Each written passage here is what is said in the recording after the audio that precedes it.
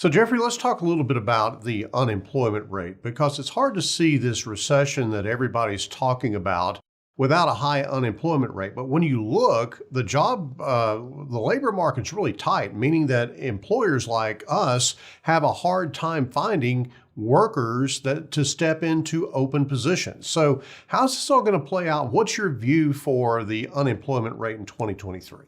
So if we go into recession, we definitely have higher risks of recession the first half of this year. It's going to be unlike any other recession. But again, the COVID recession was like any other recession as the government was shuttering businesses across the globe.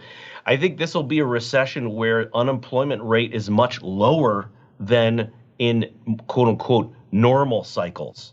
And I think the reason for that is as labor market churn kind of slows down. People, when I talk about churn, that's kind of in a nutshell, a one-word descriptor of openings and quits and hirings and separations. All that churn is still happening now, but as that kind of cools and slows down, you might actually have a recession.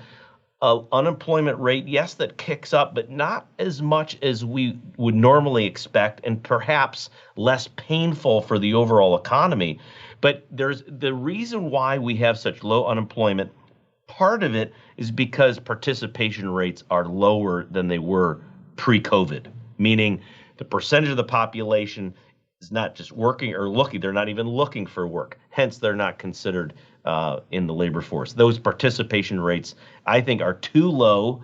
I think they have to kick up a little bit as states continue to pull back stimulus, as people realize, hey, I can't, my 24, 30-year-olds can't be living with their parents forever. They need to enter and be productive members of society. I think we'll see that participation rate tick up a little bit. And in essence, that will allow the labor market to be less tight and at the same time protect the unemployment rate from having to tick up to 6%, for example. We probably won't see that number in 2023.